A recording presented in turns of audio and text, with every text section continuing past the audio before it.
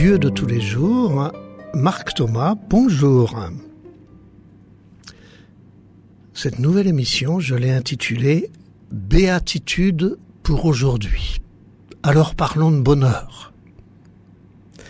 Bien sûr, je m'appuie sur l'un des textes les plus centraux de tout l'Évangile, le texte des Béatitudes, dites par Jésus. Dans l'Évangile de saint Matthieu, au chapitre 5, verset 3-12. Le début de ce texte, y avez-vous déjà fait attention? Voyant les foules, Jésus gravit la montagne. Il s'assit et ses disciples s'approchèrent de lui.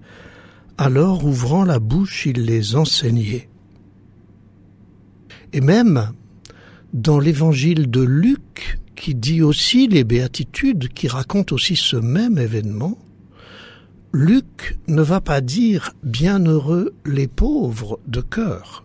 Il va dire « bienheureux vous les pauvres ». Voyant les foules, Jésus dit « bienheureux vous les pauvres ». Ce n'est pas en regardant vers le ciel, vers un monde parfait, que Jésus découvre les béatitudes. C'est en regardant la foule des petits, des pauvres, des simples, des justes, des vrais, c'est en regardant la foule des hommes que Jésus énonce ces béatitudes. C'est le regard qu'il porte sur l'humanité, sur cette humanité souvent simple, pauvre, petite. C'est le regard qu'il porte sur cette humanité qui lui fait exprimer le vrai bonheur. Le bonheur n'est pas au ciel, il est au cœur de l'humanité. Jésus monte sur la montagne et regarde les foules. Il prend du recul pour mieux les contempler. Il se pose avec ses disciples. Et il fait un peu comme on fait dans un groupe d'analyse de pratique. Il demande à ses disciples de regarder eux aussi la foule. Et d'ouvrir leur regard. De même, dans tout l'Évangile, si vous regardez bien, toujours Jésus prend le temps de regarder, d'accueillir, d'écouter ceux qu'il va rencontrer. Et souvent il les regarde autrement que tout le monde les regarde. Il va regarder autrement Zachée le publicain, la femme adultère, le publicain et le pharisien. Il va porter sur eux un autre regard. Et comme par hasard, ceux qu'il regarde sont toujours des gens soit en difficulté, comme l'était Zachée, soit supposés en faute, comme l'était la femme adultère, soit des petits, comme l'était le publicain. Alors quand Jésus nous regarde dans notre petitesse, dans notre faiblesse, dans notre nature parfois fragile, quand Jésus nous regarde, il ne nous dit pas « je vais t'aider », il nous dit « heureux les pauvres de cœur ». Alors, pas heureux la pauvreté ni la misère, ni les miséreux ni les misérables, qu'il faut toujours sortir de là, mais heureux les pauvres de cœur qui sont décapés et dépouillés de tout ce qui englue, comme un diamant dépouillé de sa gangue, comme une noix sortie de sa coque. Et puis Jésus continue, « Heureux ceux qui pleurent ». Alors ça ne veut pas dire qu'il se réjouit quand vous êtes triste. Ça ne veut pas dire heureux les pleurnicheurs qui se plaignent tout le temps ou qui battent leur coulpe. Ça ne veut pas dire qu'il faut faire pleurer les gens pour les rendre heureux. Mais heureux ceux qui se laissent toucher et émouvoir par un petit rien, comme vous savez quand les larmes vous viennent aux yeux, parce que vous voyez un film où vous rencontrez une personne et que vous êtes touché au cœur, comme des larmes qui coulent du cœur et qui parlent du cœur, qui coulent du cœur et qui irriguent la vie. Heureux les doux, alors pas les mièvres, pas les mous, pas les bénis-oui-oui, mais ceux dont le regard, la parole et le geste ne sont que délicatesse. Vous savez, ceux-là qui posent sur vous un regard qui vous fait tant de bien, comme un souffle de fraîcheur sur une peau brûlée. Heureux ceux qui ont faim et soif de la justice. Alors attention, pas les revanchards, ni les agressifs, ni les dénonciateurs qui se contentent d'accuser sans jamais proposer. Mais heureux ceux qui ne cessent de chercher la justesse, l'ajustement, l'équité, la justice pour tous,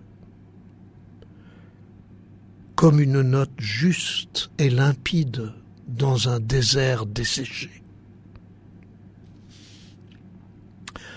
Heureux les miséricordieux. Alors attention, pas les soumis ni les blasés qui se taisent et laissent faire, ni ceux qui vous prennent en pitié ou donnent un billet de loin sans se mouiller, ni ceux qui prient Dieu pour qu'il donne du pain à ceux qui n'en ont pas. Heureux les miséricordieux, c'est-à-dire ceux qui prennent à cœur la misère, miséricorde, ceux qui prennent à cœur la misère et le malheur de l'autre, comme un soignant désinfecte, prend soin pour cicatriser une blessure, comme quelqu'un qui vous accueille et qui vous écoute avec soin, lorsque de vos larmes naissent des paroles qui vont vous libérer. Heureux les cœurs purs. Alors, pas les naïfs ni les béats qui restent la tête tournée dans les nuages, ni les racistes et les pharisiens de tout temps qui se croient purs, justes et meilleurs que les autres. Heureux les cœurs purs, c'est-à-dire ceux qui laissent résonner en eux les mots et les événements du monde, comme une corde de violon ou de guitare vibre au moindre toucher.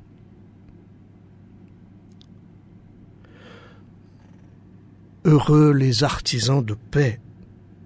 Alors, pas ceux qui ne font que prier ou espérer la paix et la conversion des autres,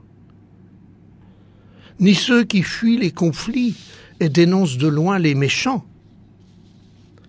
Heureux les artisans de paix, c'est-à-dire ceux qui sont vraiment les artisans, les bricoleurs, les inventeurs, les créateurs de la paix, ceux qui vont aller chercher à écouter toutes les parties, à négocier, à chercher un accord, comme un modeleur transforme la glaise en œuvre d'art.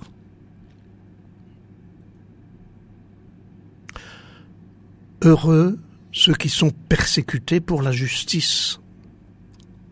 Alors, pas ceux qui se laissent faire ou qui jouent les victimes à la moindre contradiction, mais ceux qui savent dire oui à leur valeur et non à l'injuste, quel qu'en soit le prix. Comme ce Chinois jadis arrêtant un char sur la place Tiananmen.